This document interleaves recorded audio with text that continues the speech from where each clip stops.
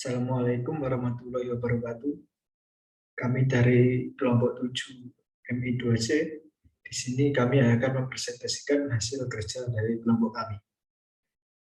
Sebelumnya perkenalkan anggota kelompok kami. Yang pertama ada Aji Mulia Purnama, yang kedua ada Fernando Widiarto, dan yang ketiga saya sendiri Bagas Pramuti. Untuk kesempatan kali ini kami akan menjelaskan beberapa struktur dari artikel. Untuk strukturnya ada, yang pertama ada judul, yang kedua ada abstrak, yang ketiga ada kata kunci, yang keempat pendahuluan, yang kelima metode, yang keenam pembahasan, dan yang ketujuh ada simpulan dan saran. Untuk judul artikel yang pertama yaitu pengembangan media pembelajaran fisika mobile learning berbasis Android. Untuk abstrak yaitu materi fisika mengenai tekanan sering terkesan abstrak bagi siswa. Untuk mengatasi masalah abstrak ke siswa, maka diperlukan media pembelajaran yang dapat menjelaskan konsep fisika dengan media pembelajaran mobile learning berbasis Android. Hampir semua siswa kini memiliki smartphone, sehingga lebih baik jika smartphone digunakan sebagai media belajar. Aplikasi Android dalam penelitian ini bersifat kompetensi, materi, contoh soal, video pembelajaran, dan soal evaluasi interaktif. Untuk pembahasan selanjutnya akan dijelaskan oleh teman saya, Fernando. Baik, terima kasih Bagas. Selanjutnya kita akan membahas tentang kata kunci. Di sini terdapat 3 pembahasan, yaitu media pembelajaran fisika, yang kedua Android, dan yang ketiga adalah mobile learning. Next. Pendahuluan. Perkembangan teknologi dan informasi pada zaman modern ini sangat berpengaruh bagi kehidupan sehari-hari untuk semua kalangan, baik pelajar maupun mahasiswa. Salah satunya adalah penggunaan smartphone. Semakin banyaknya siswa yang memiliki dan menggunakan perangkat mobile, maka semakin besar pula peluang penggunaan perangkat teknologi dalam dunia pendidikan. Media pembelajaran yang memanfaatkan teknologi telepon seluler disebut dengan mobile learning. Mobile learning merupakan salah satu alternatif pengembangan media pembelajaran. Kehadiran mobile learning ditunjukkan sebagai pelengkap pembelajaran serta memberikan kesempatan pada siswa untuk mempelajari materi yang kurang dikuasai dimanapun dan kapanpun. Android merupakan salah satu sistem operasi mobile yang tumbuh di tengah sistem operasi lain yang berkembang saat ini. Android adalah platform komprehensif bersifat open source yang dirancang untuk perangkat mobile. Android adalah sistem operasi berbasis Linux yang diperuntukkan untuk mobile device. Android merupakan sistem operasi yang paling diminati di masyarakat karena memiliki kelebihan seperti sifat open source yang memberikan kebebasan para pengembang untuk menciptakan aplikasi. Selanjutnya adalah metode. Jenis penelitian yang digunakan adalah jenis penelitian dan pengembangan atau research development, yaitu suatu metode penelitian yang digunakan untuk menghasilkan produk tertentu dan menguji keefektifan produk tersebut. Prosedur penelitian ini mengadaptasi model pengembangan ADIE, yaitu model pengembangan yang terdiri dari 5 tahapan, yang terdiri dari analisis, design, development, implementation, dan evaluating. Teknik analisis data yang digunakan dalam penelitian ini adalah analisis deskriptif, yakni dengan cara menghitung persentase nilai hasil validasi. Selanjutnya akan dibahas oleh teman saya, yaitu Aji. Oke, terima kasih untuk Fernando. Saya akan melanjutkan presentasinya. Bab selanjutnya adalah pembahasan. Produk yang dihasilkan dari penelitian pengembangan ini adalah berupa aplikasi media pembelajaran berbasis Android. Produk media pembelajaran ini dibuat dan dirancang sendiri oleh peneliti dengan tujuan dapat digunakan sebagai alat bantu guru dalam menyampaikan materi dan juga sumber belajar mandiri yang sewaktu-waktu dapat digunakan oleh siswa di luar sekolah. Berdasarkan hasil analisis validasi ahli media mengenai media pembelajaran mobile learning berbasis Android yang dikembangkan menghasilkan persentase sebesar 80%. Hal yang dinilai meliputi tampilan, pemilihan warna, fungsi tombol, output dari menu, dan juga kemudahan akses pengolahan program dan penggunaan aplikasi. Saran dari validator adalah aplikasi ini sudah bagus, namun tata letak perlu diperhatikan lagi. Hasil validasi ahli materi yang dilakukan oleh 3 validator diperoleh sebesar 90,50%. Aspek yang dinilai oleh para ahli materi adalah kebahasaan, kesesuaian indikator dengan materi, kesesuaian animasi dengan materi yang disampaikan, aspek ilustrasi, dan soal evaluasi. Next. Terakhir adalah simpulan dan saran. Dari hasil penelitian yang telah dilakukan, dapat diambil kesimpulan bahwa media pembelajaran fisika mobile learning berbasis Android telah berhasil dibuat. Media ini termasuk dalam kategori baik sebagai media pembelajaran. Berdasarkan pengumpulan data validasi yang telah dilakukan oleh penilaian validator, diperoleh persentase rata-rata sebesar 85,25% dengan kategori valid. Maka aplikasi media pembelajaran fisika mobile learning berbasis Android sudah valid untuk digunakan dalam pembelajaran fisika. Itu adalah presentasi untuk artikel pertama. Selanjutnya akan dilanjutkan pada presentasi artikel kedua.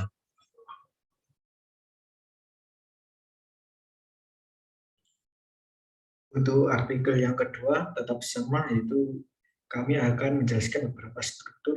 Yang pertama ada judul, yang kedua abstrak, yang ketiga kata kunci, yang keempat pendahuluan, yang kelima metode, yang keenam pembahasan, dan yang terakhir ada kesimpulan dan saran. Untuk judul, pada artikel yang kedua ini kami mengangkat artikel dengan judul Sistem Pendukung Keputusan Penentuan Lokasi Wisata dengan Metode TOPSIS. Untuk abstrak, yaitu Bali merupakan salah satu tujuan wisata favorit. Di Bali terdapat banyak lokasi wisata yang menawarkan berbagai kelebihan masing-masing. Setiap kawasan wisata menawarkan wahana dan keunggulannya masing-masing. Hal ini seringkali menjadikan wisatawan bingung untuk menentukan lokasi wisata. Agar mampu memaksimalkan waktu kunjungan, biaya serta kepuasan yang diperoleh, penelitian ini bertujuan untuk membangun sistem pendukung keputusan atau SPK untuk penentuan lokasi wisata dengan metode TOPSIS dan FASI.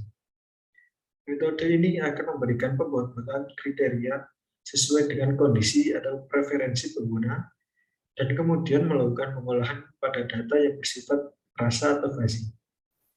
Metode TOPSIS akan memberikan rankingan alternatif yang menjamin kedekatan dengan kriteria benefit dan menjauhkan dari kriteria yang bersifat cost. Implementasi sistem dilakukan dengan menggunakan database MySQL dan bahasa PHP.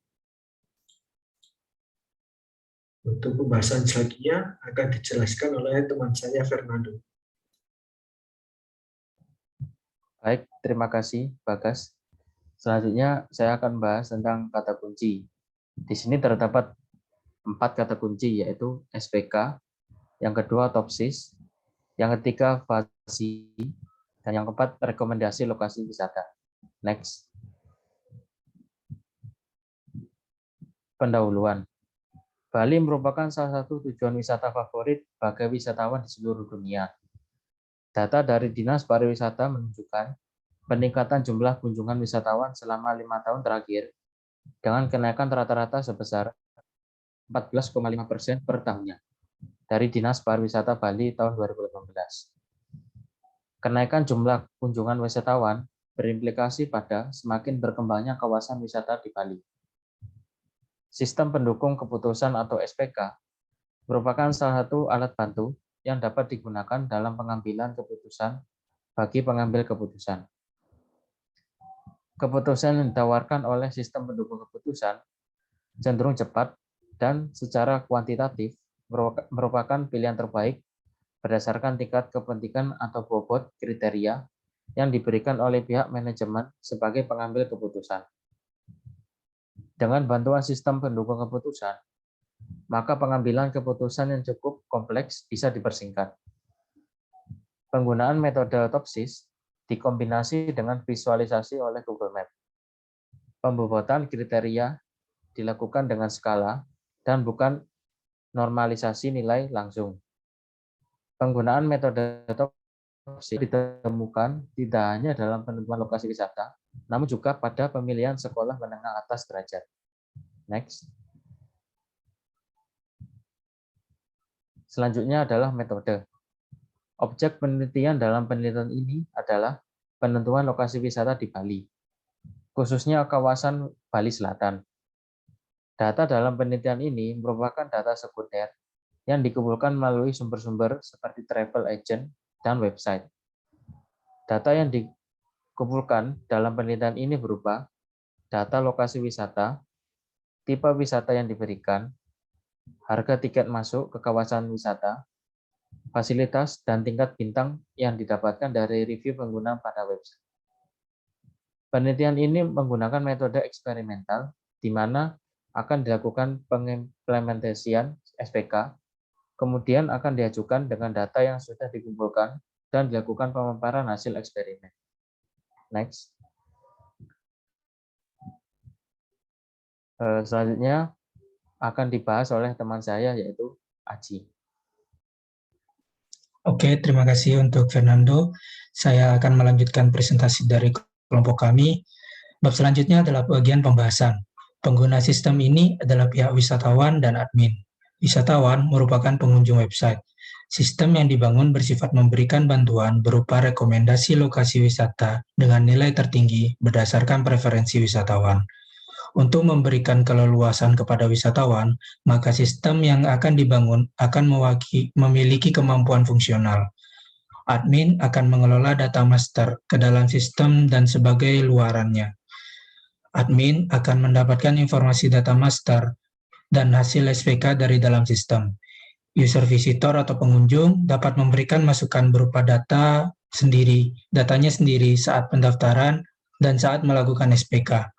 Pengunjung dapat menginput nilai kriteria dan kriteria filtering untuk pencarian data.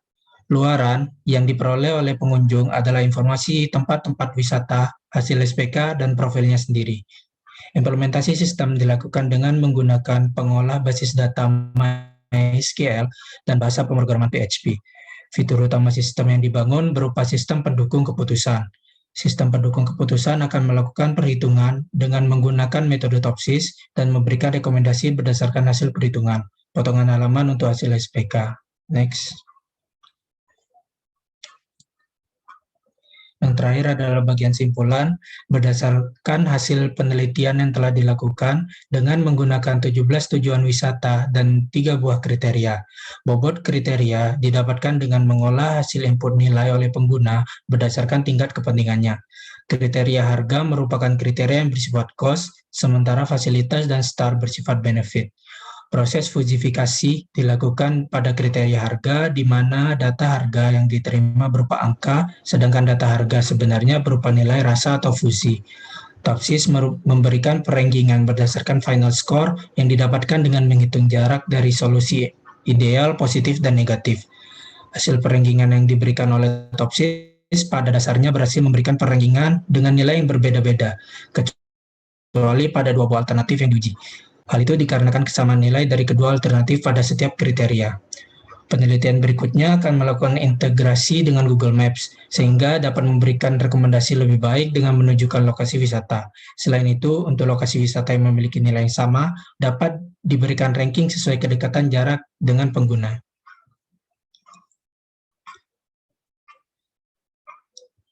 Itu saja presentasi dari kelompok kami mengenai identifikasi isi artikel yang berindeks Sinta.